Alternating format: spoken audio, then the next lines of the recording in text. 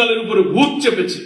জনগণ তো বুঝে ফেলেছে ভূত বিরোধী দলের উপরে চাপে নাই, ভূত সরকারের ঘাড়ে ভূত চেপেছে। গণতান্ত্রিক রাষ্ট্র কাঠামোটা কি? শুধু কি ভোট? শুধু কি ভোটে নির্বাচিত প্রতিনিধিকে নিয়ে আসা না, যেটা আমাদের আজকের আলোচক বৃন্দ উল্লেখ করেছেন।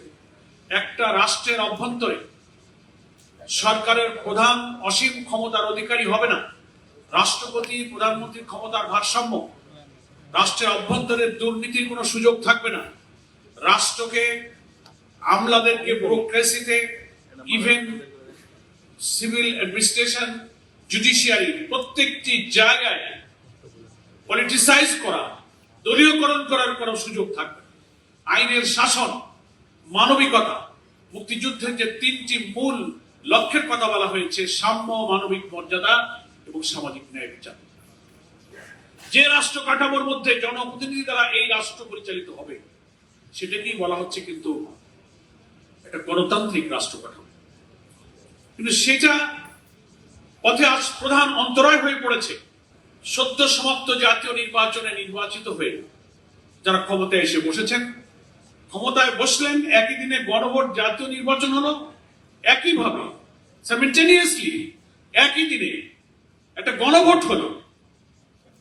বিস্ময়ের ব্যাপার, সেই গণভোটের পক্ষে এখন যারা ক্ষমতাসীন বিলম্বে হলেও তারা হাতে ভোট দিতে বললেন।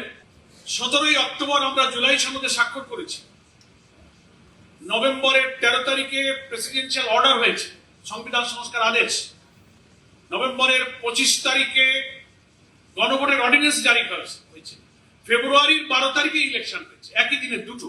তাহলে অক্টোবর, নভেম্বর, ডিসেম্বর, জানুয়ারি, ফেব্রুয়ারি, 4 থেকে 5টা মাস এদিক ওদিকের খণ্ডিত দিনগুলো বাদ দিলে কমপক্ষে 4 মাস আপনারা সময় পেয়েছেন। বিএনপিকে বলতে চাই, জিতে চেয়ারে আসার আগ পর্যন্ত তো একদিনও বলেননি 13ই নভেম্বরের গেজেট, রাষ্ট্রপতির আদেশ, সংবিধান বহির্ভূত, রাষ্ট্রপতির এখতিয়ার বহির্ভূত, একথা তো একদিনও কখনো বলেন।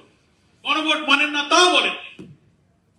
ক্ষমতায় আসার পরে 4 মাস পরে কেন বললেন? এখানে হচ্ছে রহস্য। আপনারা বলছেন বিরোধী দল জনগণকে বিভ্রান্ত করছে, বিরোধী দলের উপরে ভূত চেপেছে।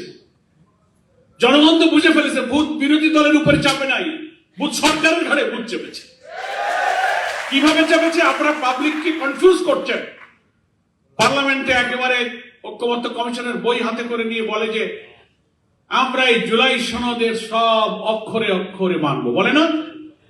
রহস্যটা কি? কিন্তু কোনোদিন একথা বলতে শুনেছেন? আফটার রেফারেন্ডাম কোনোদিন একথা বলেনি যে গণভোটে জনগণ যে রায় দিয়েছে, গণভোটের রায় অক্ষরে অক্ষরে মানব, একথা কিন্তু কখনো বলেনি। ফলে গণভোট আর জুলাই সনদকে তারা পার্থক্য করে জনগণের মধ্যে বিভ্রান্তি তৈরি করেছে।